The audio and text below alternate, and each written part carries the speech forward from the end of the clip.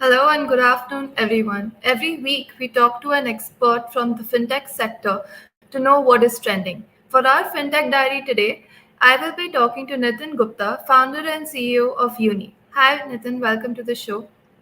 Hi, thank you so much for having me over. Thank you. Thank you so much for joining us. So, Nitin, every week we have this conversation with a fintech expert, and I was just looking forward to talking to you about your new venture. And if you could just give us a brief profile and what Unicards is all about and what product it offers to the customers, if you could just give me you know, give all A of quick us overview. around. Yeah. Sure. Uni is a pay later card and a credit card company. We are basically building very innovative payment products backed by credit. So if you look at the space of payment products backed by credit, you have credit cards here, you have BNPL products here, you have BNPL products of various kinds, right? At one end, you have Ola Money Postpaid and LazyPay doing 15 days of credit. At the other end, you have people like Bajaj Finance doing 0% EMI on 12 months, 9 months for your appliances. What Uni has built is a very innovative, first of its kind pay later card. A pay later card is a BNPL line running on top of a Visa card. And our value proposition to the customer is if the product is called Pay One Third card, and our value proposition to the customer is that whatever transaction you do, it gets split into three parts, paid over 3 months at zero cost to the customer. So if you did like a let's say a 3,000 rupee transaction, you pay 1,000 rupees end of month one, 1,000 rupees end of month two, and 1,000 rupees end of month three.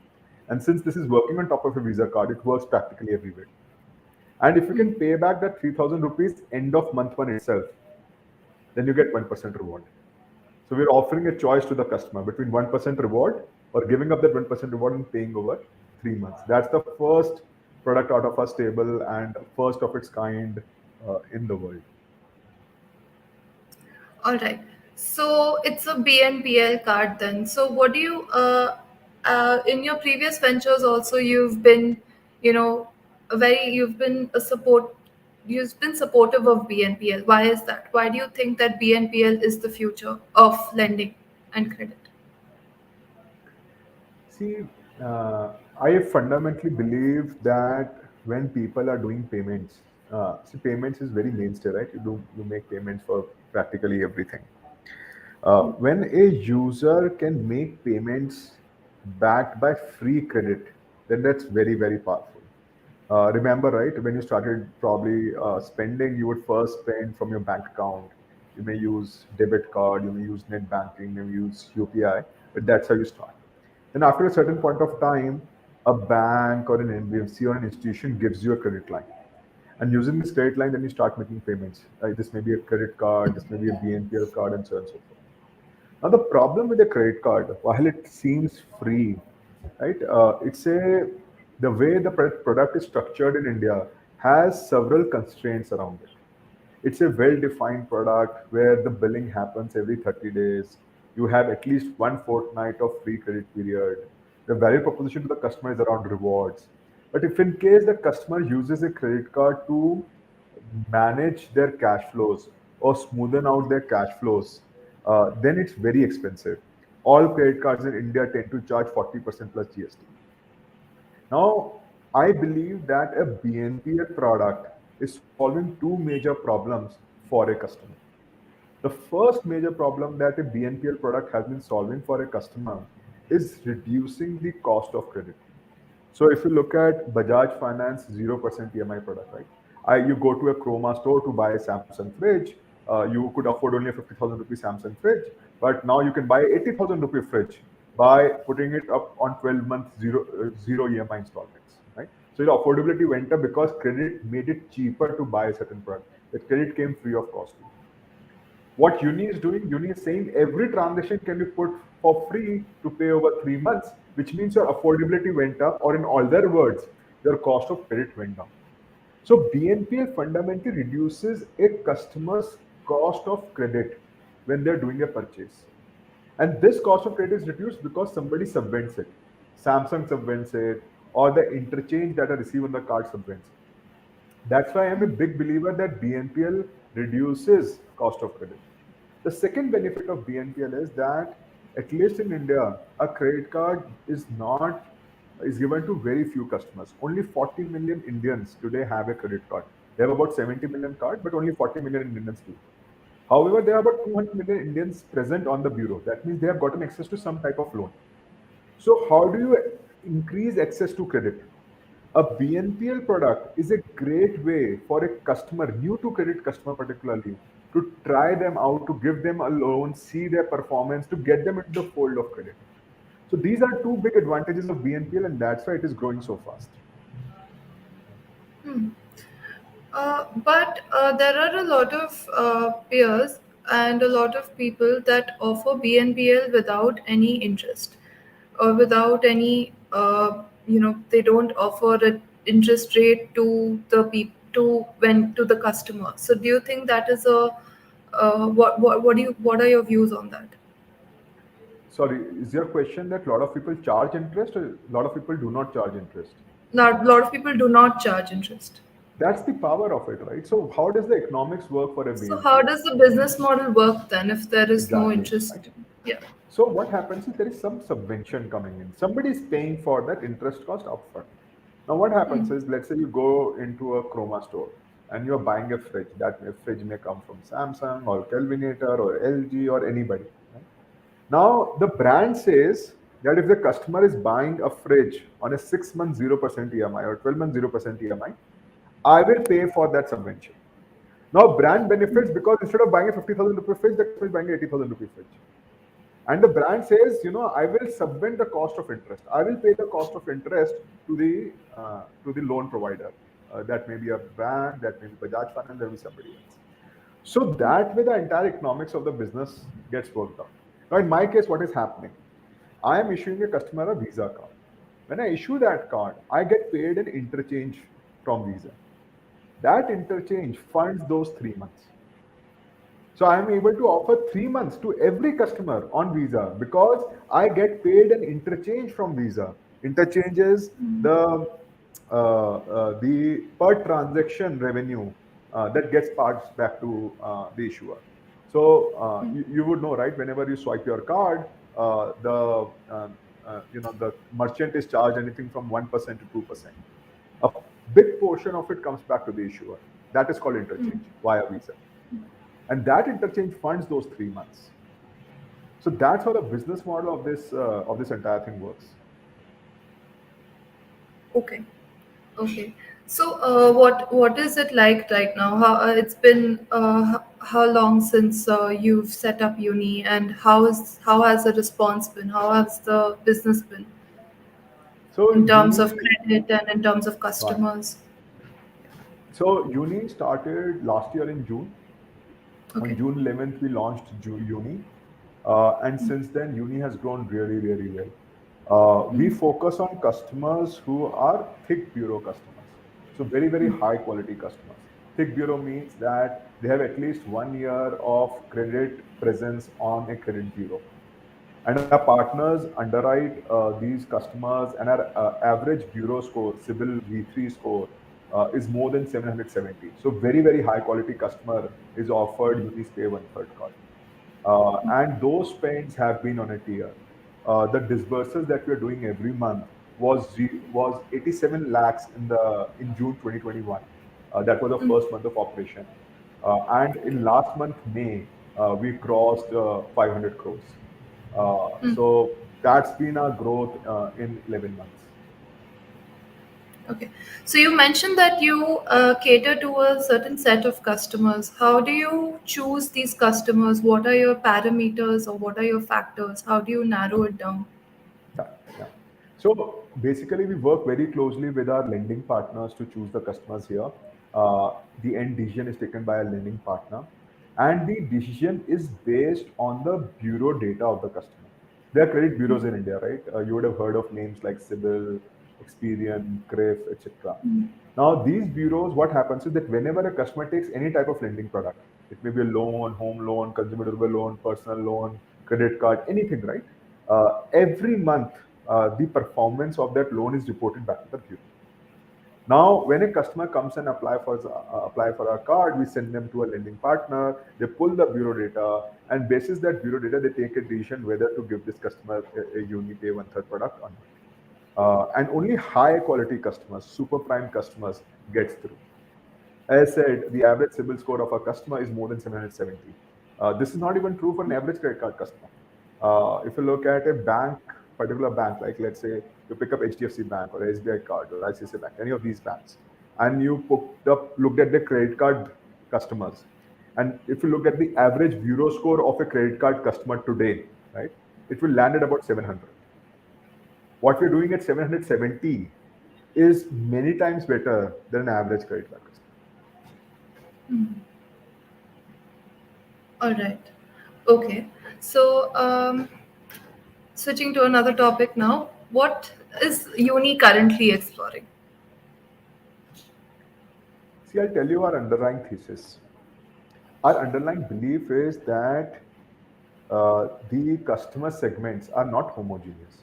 See, when you think from most financial services provider perspective, banks perspective, they look at customer segments very homogeneously. They believe they have very similar needs. So if you look at a credit card, right, the fundamental value proposition where credit cards differ from each other is rewards. कहीं पे they will offer 1%, कहीं पे they'll offer 1.5%, कहीं पे 0.5%. Somewhere they will talk about free lounge access. Somebody A, B, C, D, F, G. They are just competing on rewards. And you will see that at best a typical bank will segment customers basis income. So a very, very high income customer will be given a metal card or Infinia type of card where the annual fees is 10,000 rupees. The limits are very high, the rewards are high. A mid-tier customer will be a mid-tier line, mid-tier annual fee, mid-tier rewards. A entry-level customer will be given entry-level rewards, entry-level line, and those kind of things. So at best, they're differentiating customers just basis income. But that's not how your typical customer is. Different customers have different needs. There is a customer who don't care about credit period. They have enough money in their bank account that they just don't care. Their savings account always has money. When the bill comes, it gets auto debited. What they care about is rewards. However, there is at the same time a customer who cares about credit periods. He cares whether that's 20 days free or 15 days free or 25 days free. Can he make payment in 3 months? Can he make payment in 2 months, or does he have to make payment every month? There is a customer segment which does not care about international spends. He doesn't travel outside. But there is a customer segment which travels outside very often and cares about the 3.5% markup on international spends. There is a customer who does not care about the whether it's a card payment or a UPI payment. But there is a customer who says, "यार मेरे पास तो card payment चलता नहीं. I just want UPI payment to work on my credit card." There is a customer who does not care about reward points. There is a customer who deeply cares about reward points. There is a customer who just want cashbacks on rewards. There is a customer who want to buy things, travel against rewards. Right? Every customer is different. There's a customer who wants lounge access. There's a customer who wants golf access. There's a customer who wants a metal card. There's a customer who doesn't care about all of these things. So when you look at a customer, right, they have different needs, different wants, different affinities, different sensitivities, and therefore you cannot just treat the entire customer as one homogeneous piece. You have to break them into smaller parts. And then for each of these small micro customer segment, you can build a better, more relevant product. Uni is short form for unique. We believe using technology, you can actually build a unique product centered around the needs of each individual customer. That's what Uni is up to. Our pay third card, why did we build that card in the first place? We had this simple realization that most people have very, very predictable incomes. They'll get a salary end of every month, but their expenses are highly unpredictable.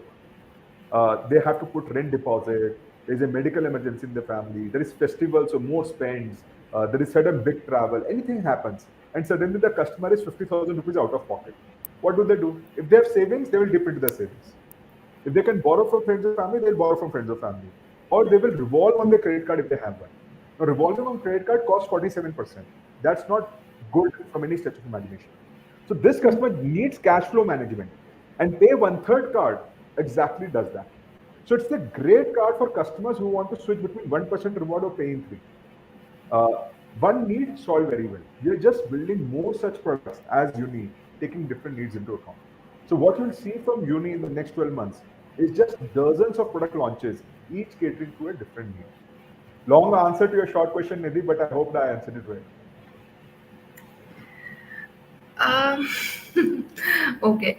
So, and so apart from lending, apart from this is now BNPL does come under lending now. Is there any other segment that uni would be interested in, like payments or any other segment in the industry that uni would want to explore?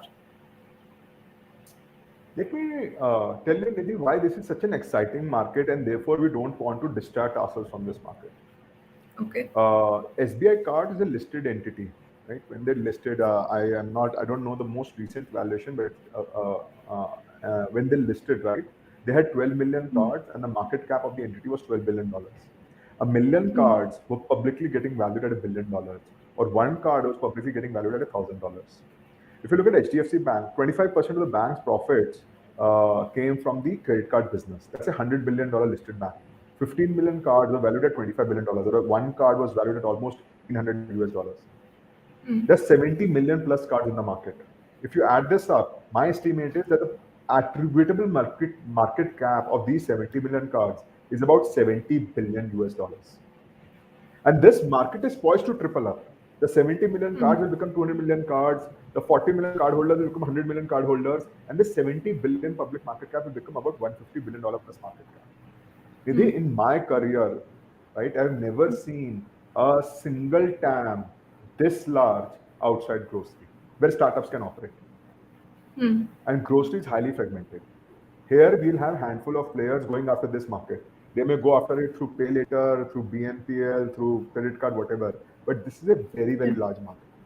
Not focusing on this market and doing something else is just doing injustice to this single TAM. So therefore, we are very focused on this market. Okay. So you're saying that uni is going to be only a credit company then? We There's are going to nothing be a else. pay later and credit Pay card later. company. We haven't launched Pay our credit later. card product yet. We will Yeah. launch co-brand credit cards with our partners in the near future. Hmm. Right now, we just have a pay later card in the market, but we will continue to be a pay later and credit card player in the near future, the All right. foreseeable future. Speaking of credit cards, do you think that there will be any chance of BNPL replacing credit cards? See, when BNPL, I like am pay later cards replacing yeah. credit cards, you think that is a possibility? So I believe that both are payment products. Both are Okay. running on a network like Visa or Mastercard, and Hmm. therefore they compete for the same spend wallet share of the customer. Today, where has credit card taken market share from? It has taken market share from a debit card. And while a credit card comes from credit and debit card comes from your bank account, the reason credit card has taken market share from a debit card is because both are payment products running on top of a network like Visa or Mastercard or Amex or RuPay. Now, a pay later card, which is a combination of actually two products, it's a BNPL line where the BNPL loan is disbursed into the Visa card. Because it is a Visa card, it's a payment product. It ends up competing with a debit card, it ends up competing with a credit card, and tries to take wallet share from it. So they do compete. While they're different products, like debit card is different from credit card, similarly, pay later card is different from credit card. They are three distinct products, but they compete with each other for the wallet share of the customer when it comes to making a payment. So, apart from what are the other differences between a pay later card and a credit card? If you could just clarify that, because Sure. in my mind, we are pay later. There probably is just uh, we have a few we have a small stipulated amount of time where we have to give the money back. Now if I'm using a BNPL option in a Zomato or a Swiggy, then I can probably pay later in what 10 days or 15 days or 30 days, whatever amount that I have to give. But credit card is usually quarterly, yearly, or however whatever setting I have with my bank. So, apart from these distinct differences, what are the other differences between a pay later card and a So credit card? let's just double click on this distinct difference for one more minute, right? A credit card is Okay. very well defined product. You have a monthly Yeah. billing cycle, and then Mm. RBI mandates that you should give a customer a fortnight at least of interest-free period for the customer Mm. to pay back their bill. Right Right. now, if you want to play with credit periods, you want to offer a customer a 0% EMI for 12 months, right? The right product is a loan product. When even a Mm. credit card, right, you run a 0% EMI for 12 months, it is a loan running on Mm. your credit card. And the right product for that is actually a loan. See, BNPL is nothing but a loan. Think first of all, Mm. right? So if you want to play with credit periods, like I'm playing with credit periods, I wanted to make credit period 3 months. Then a loan product is the ideal product to put. If you look at LazyPay, Simple, or Ola Money Postpaid, right, they wanted to make credit period 15 days. Then a Mm. loan product is the right way to do that. So whenever you want to change credit period from the standard 30 days to something which is very long or much shorter, then a loan product like Pay Later is first of all the right product to do. The second thing is a credit card has something called a credit card is something which is a lending product, credit product, but defined well by RBI. While BNPL is a loan product, every transaction that you do in a BNPL is actually an individual loan. The reporting back is done in a clubbed way, so it doesn't seem like multiple entries onto your bureau. It is one Mm. entry onto your bureau only. But the way it is structured on the loan management system, the systems, the technical systems that are running, each transaction is treated as a different loan. And a loan is far more cleaner product today than credit card, Nidhi. So in a credit card, right, there are multiple problems. There are problems where you charge a customer very high interest. Then on this interest, GST is applied because it is not treated as interest. So you pay 18% on top of that 40%. If you don't pay back this interest end of month, it gets capitalized, which means it gets converted into your principal. Interest can be applied on interest. Right? These are all problems with a credit card. Mm. Loan doesn't have these problems. In a loan, GST is not applied on interest. In a Mm. loan, no interest capitalization happens. That means it cannot be counted into a principal. Interest cannot be applied on interest. Right? Mm. A loan has a repayment schedule, which is again great thing Mm. about a loan. See, in a credit card, there is no repayment schedule. You pay 5%, 2%, it can keep going on, going on. It can practically go on forever, for your entire life. Mm.